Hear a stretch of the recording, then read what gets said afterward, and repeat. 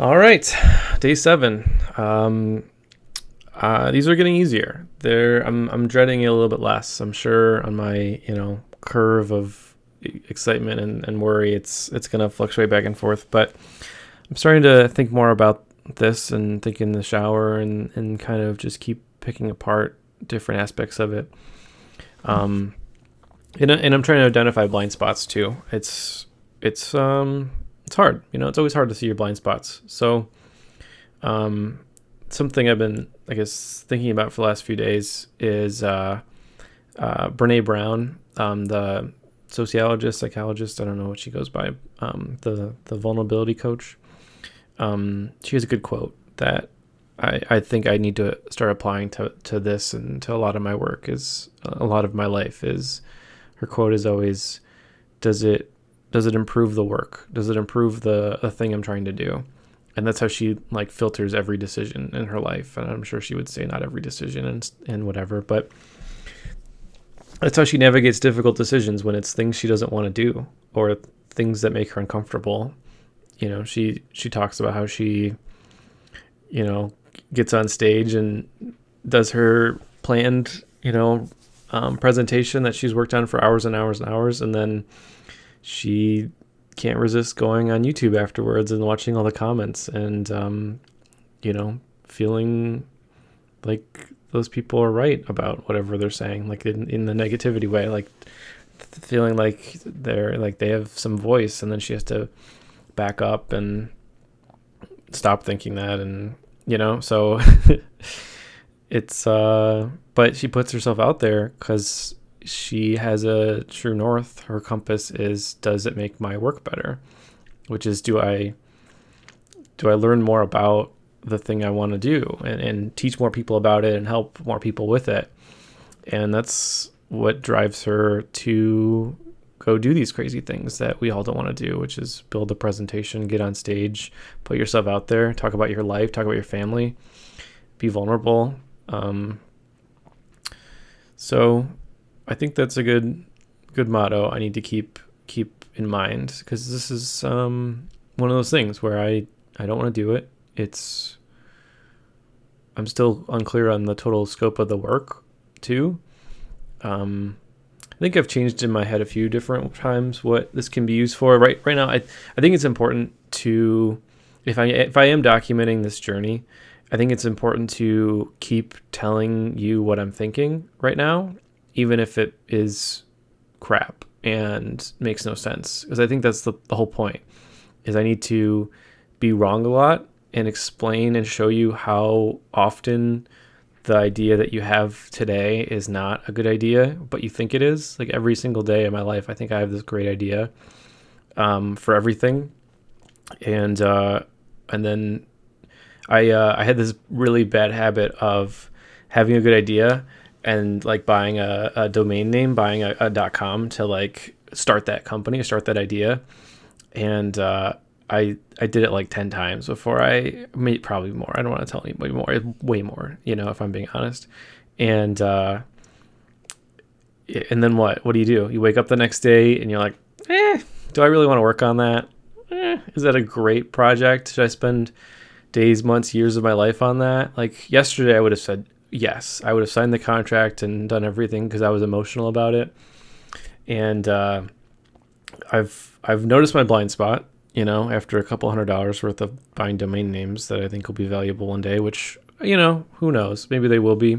I'm trying to both trust that I'm right, and not be too hard on myself, and also realize that it could be a blind spot. So how do I, navigate that objectively? And, the rule I'm going with right now with that particular project or problem is to identify blind spots and to know if something's valuable before I know as much as I can.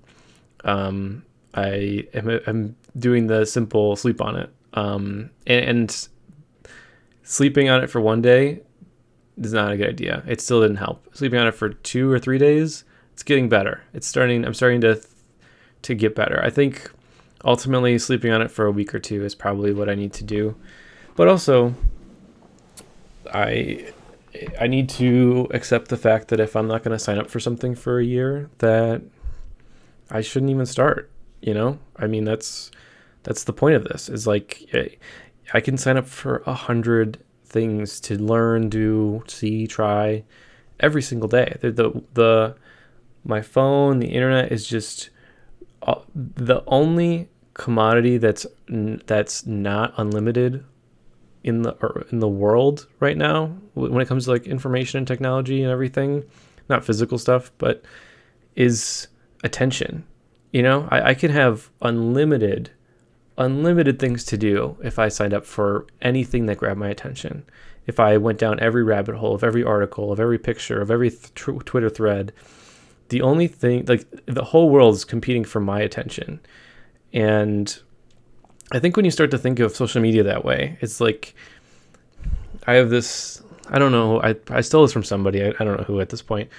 I think I stole it from Alex Hormozzi, $100 Million Offers, that book. But he effectively says, like, the more desperate person in the relationship is the one that's going to get screwed. And that's not like 100% true. It doesn't mean everyone's a sociopath, and don't make it like too literal. I think take it for what it is, which is, if you sense yourself being the more desperate person in the relationship, notice that, and notice if it's still a good idea to keep pursuing it, because often you get taken advantage of. Not like totally advantage. I mean, some people will take advantage of you, but it's usually you don't get what you put in. And I've noticed that a whole bunch in a lot of different decisions, and especially social media. Because if you don't think of it in terms of people, if you think of it in terms of where you're going to spend your time and invest your time, social media is desperate for your attention. And the worst thing you can do is become more desperate than it. The worst thing you can do when you're making a decision is be the desperate person in the decision. And it's hard when they're offering you happiness and joy and unlimitedness and perfectness and the interesting things to like just keep you from feeling anything else. It's hard, right? They literally have thousands of people whose sole purpose, sole job, all they think about all day is how to get you to stay on longer, for any reason, for anything.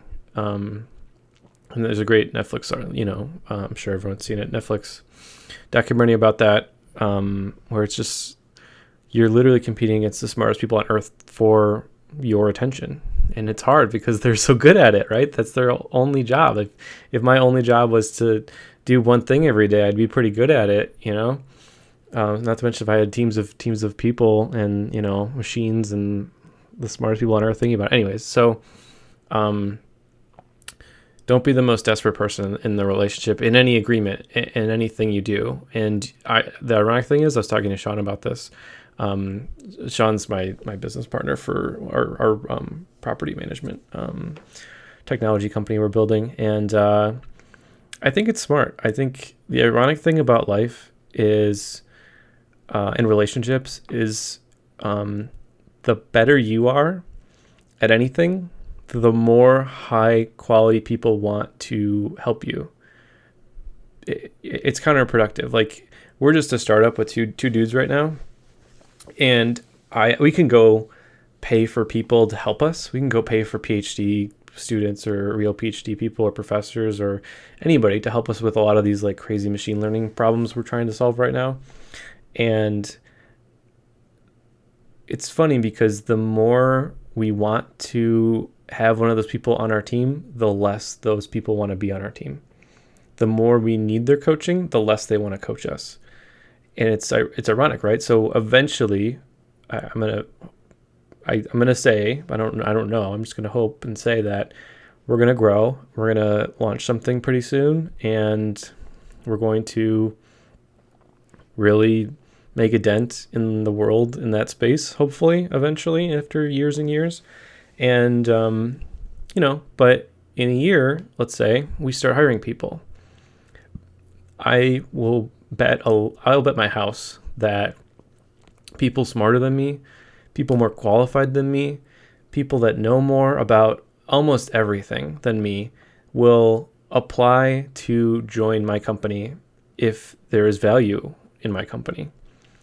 They will make less money than me, not being a founder, being an employee of me, but they don't. It goes back to desperation. They would rather have a job than have the uncertainty of life, and me in a position of having the certainty of a valuable asset in the company, the way it's moving.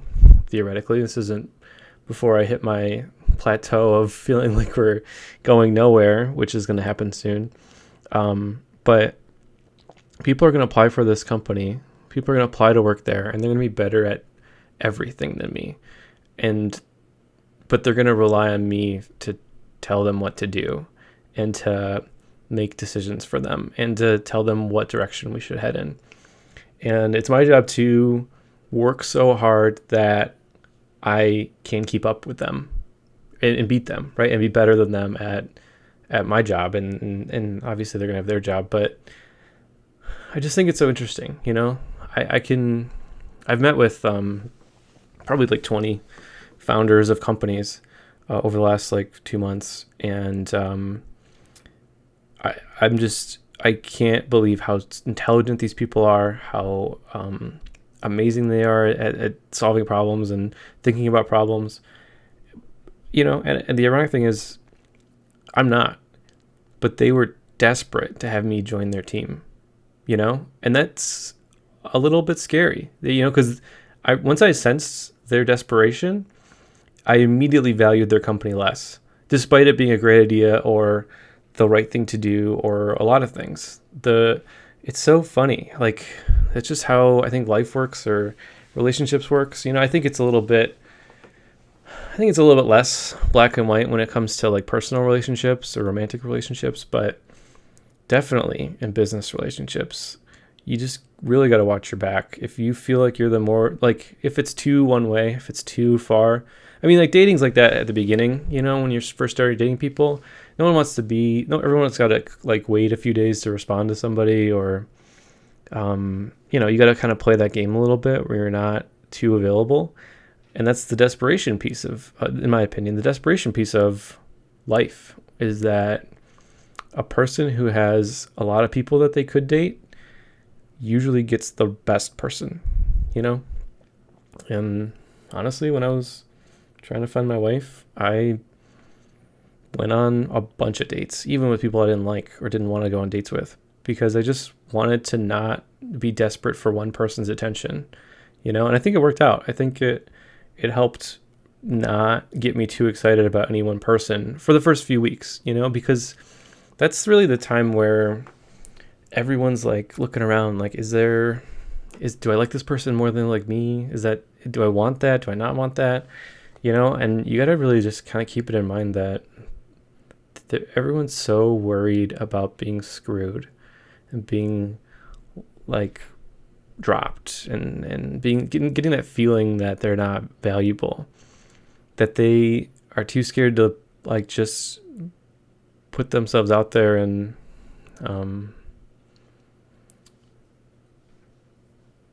I don't really make a good decision, I'd say. Like I'm saying, I think a lot of these people that we're going to hire eventually are really great people, and they probably could start a better company than me if they had the balls to do it, and that's such a weird fact of life, I think. I mean, I guess it's good for me because I get higher quality, nicer, better people, and they get security, which is what they want, I guess. So it kind of goes back to, I guess, what I want and what they want. But I'm definitely not going to hire desperate people. Or I guess I should hire desperate people, because then they'll need me, but not too desperate, I'm talking in circles now. But anyways, I do think the Brené Brown quote is a good barometer for decisions in life, and I think you should take that with you.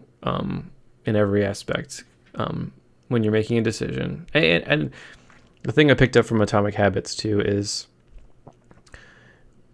it's so easy to say I did this wrong once, I'm bad at it, I'll never be good at it, I should quit.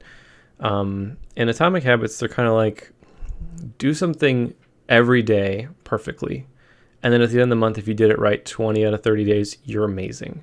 Like struggle every single day with getting that thing done, but don't assume that if you don't do it right or don't do it, like, or forget to do it or whatever, or can't do it for that percentage, that means you don't have it in you. I think of it more as a growth. Like, you need to build up this muscle of doing something every day, or trying something new, building up a good habit.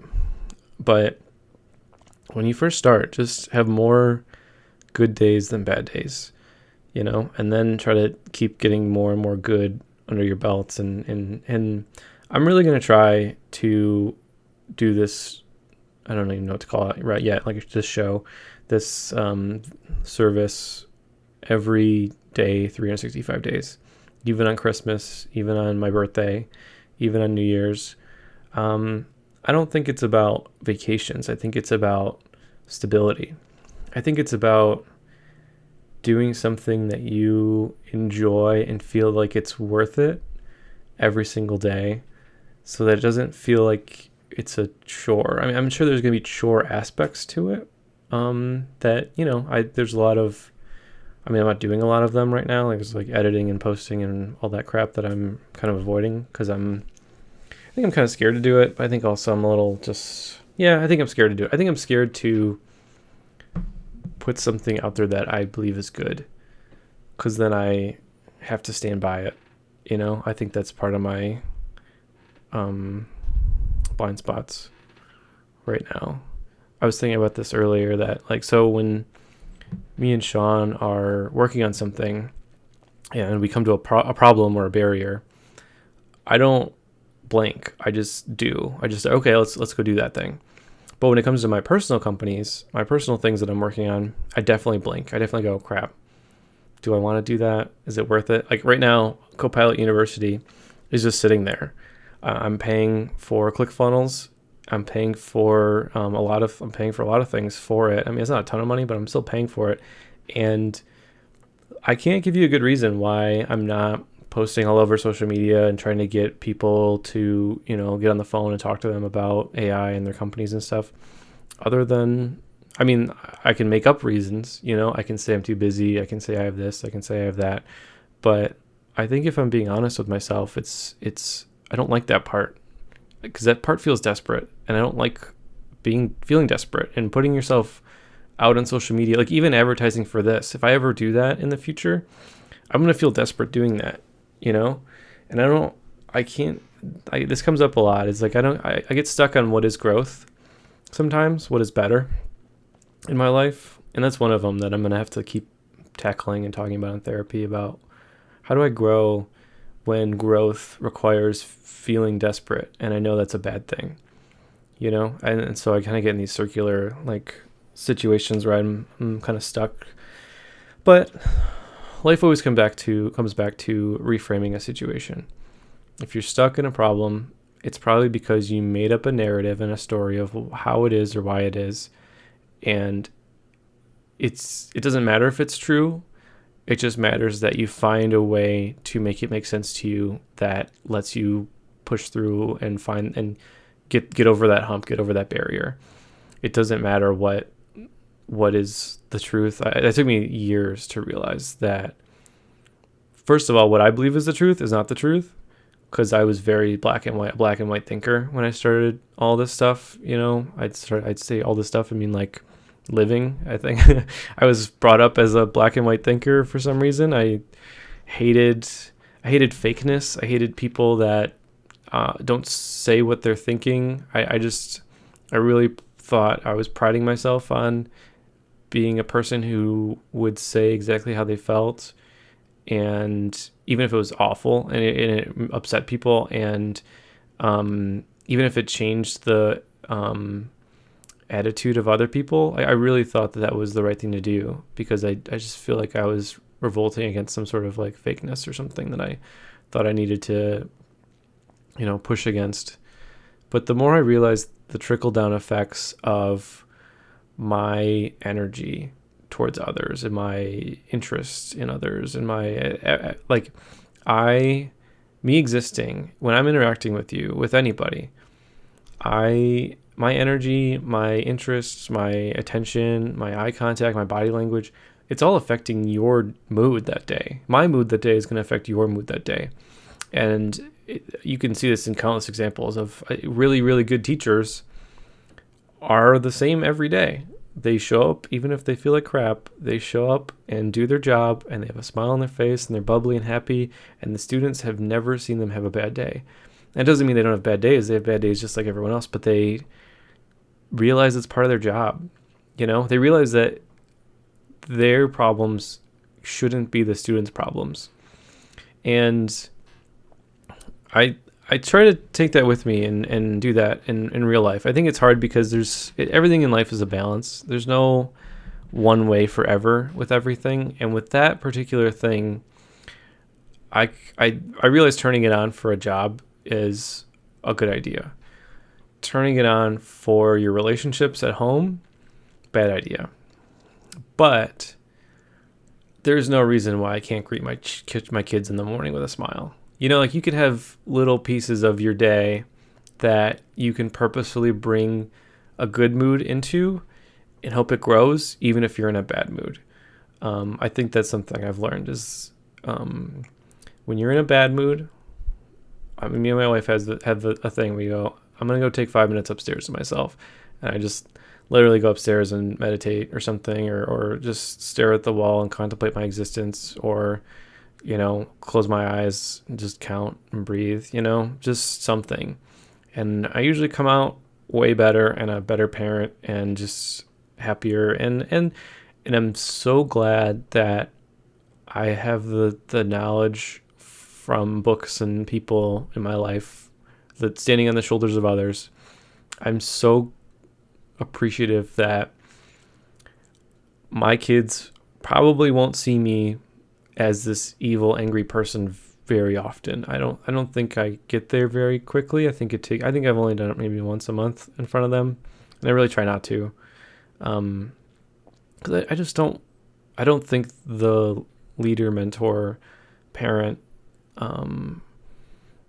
person that's helping them through their life, that they want to be like, because they want to be like me regardless if I want them to be like me. They literally just see me and they want to be like me, because that's all they know, that's all they see, and that's how they think that's the best way to live and survive. I'm probably too careful. I'm always looking at that, but I'm pretty careful on how they see me, and because they're watching all the time. My kids say things back to me or notice things about me.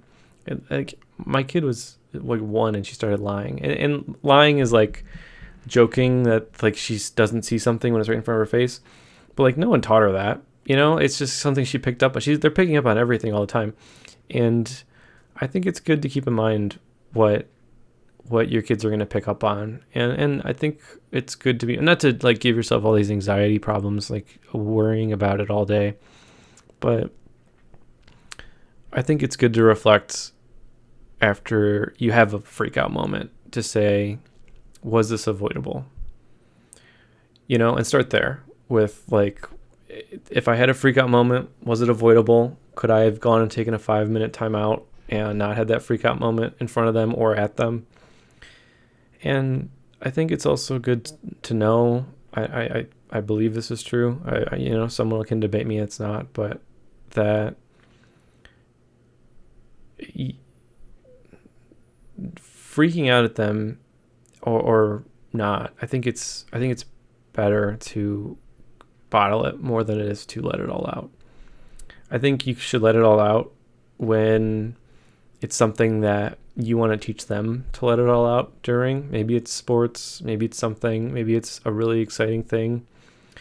I think if you can, I think it's good to preface it with like, I'm going to be really loud pretty soon. And it's because I'm excited and happy. Because the times where I've been really loud and I didn't preface it first, my kids have been very scared. And because it's out of character for me and they don't expect it. My kids are happier the more I tell them what's coming. even at 2, they respond correctly. They understand the point a lot simpler when I say it's gonna be really loud when we go to that thing, or Daddy's really upset right now. Daddy's really mad right now, very sad or mad, and I need some medicine. I need to go upstairs and get some medicine for that, or I need to go breathe about that. I need to go get a hug to make me feel better. I don't know. I think it's all communication with your kids. If you can communicate what you're feeling or doing, or what you're about to feel or do, then they're enjoying it. They're not scared of it. It's so funny when your kids look at you, and now that Lorelai can respond, I can ask her, "Are you scared right now?" And she says yes sometimes, and it's always about something that I would never think she was scared of. It's always about, like, I laughed really loud, or it's dark in the room. Like, I mean, I can understand darkness being scary, but, like, it was dark in the room the last 2 years of your life. Like, what happened yesterday? Oh, you had a bad dream. Okay, great. Like, let's talk about that. But if I just say don't be scared and move on, like, what does she get from that? No, don't ever be scared. Stop feeling things. Go for it. But anyways, going back to Sean and accountability partners. I'm struggling because I should be working on getting customers for Copilot University, and I'm not. I posted once on Facebook. It took me a long time to, like, make an ad for myself. I'm not really doing enough to push myself there, and rather than be all mad and sad and, like, all upset about it, what's happening? Let's do the Kobe thing. Let's do the my favorite Kobe quote, which is, rather than say it's my fault or I'm a failure or something, take myself out of it. If a person is struggling to post on social media because they're, I guess that's the question. What am I afraid of? What is the thing that's holding me back? So, I mean, I think it's a desperation thing. I feel like I have a lot of knowledge to share with people about AI, about relationships. Even this podcast thing, I haven't really posted anywhere. I'm like kind of scared to have people watch it, to be honest. I think I had, like, my first viewer watch it for 20 seconds, one episode, and it's a little scary, I guess. I mean, it's out there, so it is what it is. I can change it. I could take it down, I guess, and no one will ever know I did this. I could do that. No one will ever know. Not funny? I have that much power. I can just make it go away anytime. But I have to reframe that desperation of posting on social media. I have to find a way to make it not feel desperate, or reframe it so that desperation, I guess, in that context is okay. I mean, my coaches and mentors would probably say something like, if you have good things to teach and share, and people will feel blessed that you shared it, you need to get in front of their face, because there's so much else going on in their lives that they won't pay attention to you unless you really, really get in front of their face and take over and, tell them exactly what they need to do. And I think that's part of, like, the building a persona piece that I'm still not good at. And I think it's still, it's hard for me to beat my chest and slam the table and say, you must let me coach you, or you must buy this thing from me, or else your life is worse. I think there's some self-doubt there and some imposter syndrome there that I got to work through, thinking that their life isn't better off with me coaching them, that I'm not worth it somehow. I think I need to work on that, because that's holding me back right now, if I'm being honest. It's hard. I don't want it to hold me back, but I also feel like it's the truth. So who's going to win, right? And I got to trust myself that I'll figure it out. So if I'm trusting myself to figure it out, and I know it's the way to move forward with my goals, I need to do it. And I need to make it easy for me to do and hard for me not to do. And I need to make it a normal thing that I do every day, just like this. I need to post on social media 10 times a day and not decide to do it every day. I need to make it part of my daily routine of doing that in order to make it not feel desperate and not to actually get that part of my life moving. So that's me. This is me working through that problem live with you. So that's, I guess, what I need to do. So I guess I'll check back with you tomorrow on how well I'm doing that. So I definitely need to set some goals. I need to make it part of my average day, though. So now doing this podcast is part of my average day. I'm allocating, around a half an hour every day to it. And I need to do that with social media posting with my Copilot University company also, in order to do it so I get customers, not feel desperate doing it, because it's part of my daily routine. I think that's the way out of this problem, but I gotta keep working through that and make sure I totally understand it so I follow it. But it's hard, This is kind of like a weird therapy session, I think, more than other ones have been for myself. Great. Yeah. Thanks, Brene. Back to it. Brene Brown. I need to do the hard things because the question is, does it make the work better or worse?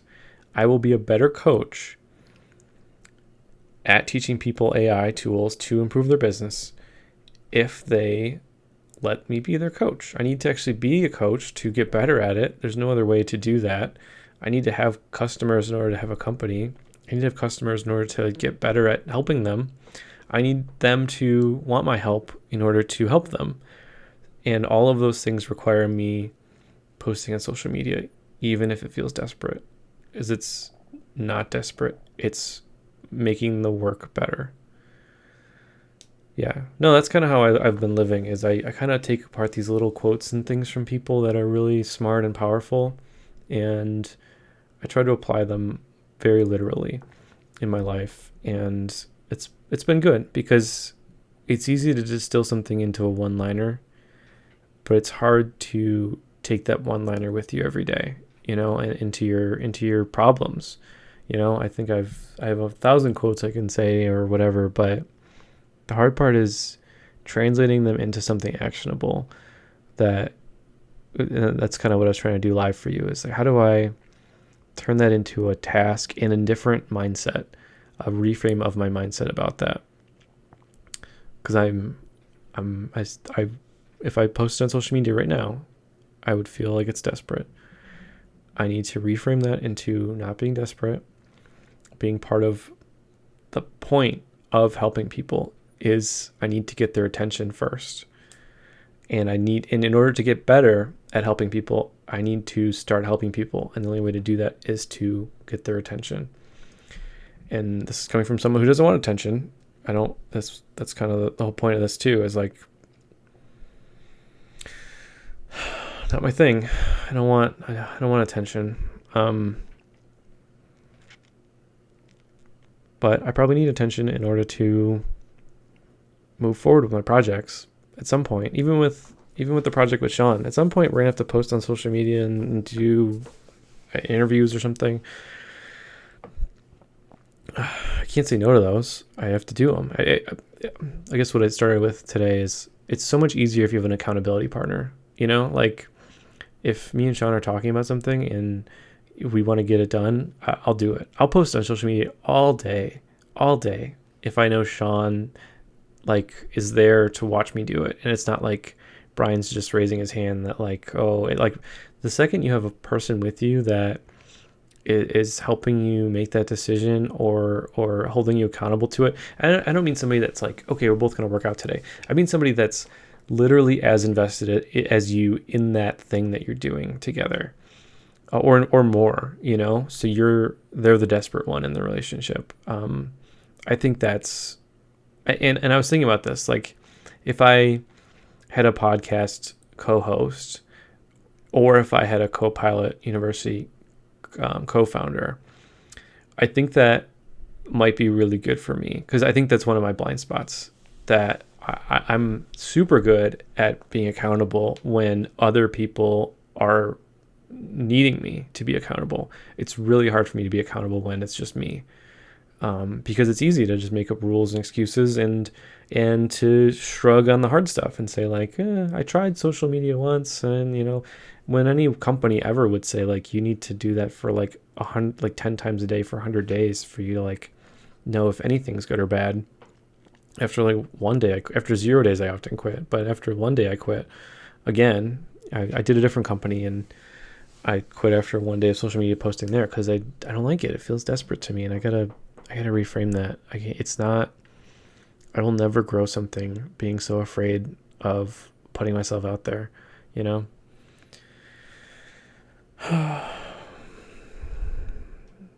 So I guess that's more homework for me. I need to really decide if I need or should have or don't need accountability partners for these other projects that I have. I feel like the project with Sean is working so well because we hold each other accountable. It like we both have different like strengths and weaknesses, and he's like a thinker and I'm like a get stuff done kind of person, and so we kind of just like mold that way. And I think we're making really good progress, if I'm being honest. Like I spent the last 2 days all day just, oh my God, working with US Census data. It's the most boring thing on earth, but like I don't feel like it's boring when it's, you know, Sean and I are holding each other accountable to get it done. It doesn't feel like work. It feels like building blocks of my life. When I know I'm going to be doing something for a whole year or longer, it doesn't feel like work. It doesn't really feel like play, but it doesn't feel like work. It feels like compound interest. It feels like working out. It feels like I'm building up for a marathon kind of thing, you know? And I don't think I've made that switch with the Copilot University thing. I think I'm still finding a way to wiggle out of it and weasel out of it and say it's not a good idea. I think I'm still deciding if it's a good idea or not. Whereas with the Sean thing, Sean's not going to let me decide if it's a good idea or not. We're just both going to keep working on it until it is a good idea, you know?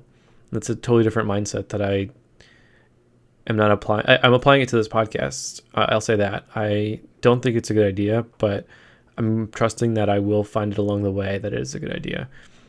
But I haven't done the Copilot University for whatever reason. I do think it's a really good idea, but I haven't signed up for years of my life with it yet. I still think it's kind of like a money grab thing. It's like I get a couple customers, make $100,000 helping them and move on. Like it's not like something that I'll be doing 5 years from now. And honestly, I think that's a problem. I think it's a big problem. I think I need to fix that. I need to decide if I'm in or out for 5 years. Right? I mean, what else is there? It's you're in or you're out. I mean, if I'm not in for 5 years, what do I have? You know, when I'm just looking for the way out, then every day, you know, I'm hitting a speed bump and I'm calling it a mountain, you know, versus the opposite. I with Sean, I feel like every huge mountain has been a speed bump, because what do? We like look each other in the eyes and say, okay, you got that or I got that. And then one of us figures it out in a week, you know, and that's it. And that's how we get stuff done, is just somebody's going to figure this out. And the harder the problem, the less people are going to solve it and the more valuable it is once you solve it.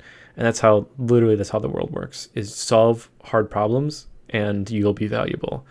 And, I don't think I'm doing that with Copilot University right now, and I think that's a big problem. I got to really think about that. That's not good. It's not good to start a company you don't believe in. or you don't believe in to stick with for multiple years, right? I mean, what's the point of that? I mean, once again, just like this thing, it's so easy for me to want to quit until it's part of my daily routine, you know? So I need to decide if Copilot University is going to be part of my daily routine or not. I think that's a really easy way to distill it down. If it is, great. If it's not great, that's fine. I'll put something else in its place, part of my daily routines. I need to make it part of my daily routine. I need to find a way to do that. So I'll wrap this up. I think hopefully tomorrow I have an update on how I'll do that. Or not. I don't know. Maybe I won't figure it out in a day. I won't make a multi-year decision in a day. Maybe I won't. That's okay too, you know? So, but it's at least I'm evaluating my commitment level to it. I think that's the point, you know? If you're not committed to it, you can't do it. Like doing it for a little bit is a waste of everyone's time, you know, and money. Even if I got a client and I was half in and half out, are they going to call me again? Are they going to rely on me? Are they going to refer me to their friends? You know, we both agree that this is a bad idea if I'm half in and half out, right? You agree by not including me in future projects, and I agree by not wanting them. Like, I need to figure that out because that's a big problem. I feel stupid that I'm at this point with it where I have the website built. I have everything. This is what happens. I have everything built. Building is fun. Doing is hard. Overcoming blind spots, making it part of your daily routine is hard. That's the hard part. I wish I had the answers. I don't have them today about that part. So, okay. Well, thank you. This is helpful. I learned about me today, which is great. I didn't just pretend I know a lot about everyone else. So, well, good day 7, and we'll keep going. I think this has been good. My wife graduates from residency in a week, and I'm kind of freaking out that I don't have a gift for her. Or I don't know, that I'm not doing enough for how big of a deal that is. It's coming up so fast. It's crazy. It's in a week that after 6 years of this, she's like done. And I feel like I've been counting down the days for this for months and years. And now that it's here, you don't care anymore. It's so funny how goals work and how like time passes and like you struggle and struggle and struggle. And then when it's not a struggle anymore, like you just shrug and find a new struggle. I don't know. I could talk about that for hours and hours. You just find a new problem every week, every month, you know, to worry about. And then when that problem goes away, you don't care. You just find a new problem, you know. We're just optimizers. We just keep looking for new things to solve. We can't help it. So, all right. Well, I'll see you tomorrow, and we'll keep pushing. But this was good to help me talk through it, and I hope this helps somebody else talk through their problems too. It's being accountable to your blind spots is so hard, and that's why no one can do it, you know. It's very, very hard, and you know, whatever, I'll get there. Daily routines though, I think daily routines is the key. If I can't make it part of my daily routine, I'm out. I can't do it. It's one or the other. I'm either in every day or I'm out every day. Doing it every couple days is not gonna get me over the mountains. I'm gonna call all the speed bumps mountains. I'm going to call the mountains speed bumps. I got to really think about that. Okay. I'll see you.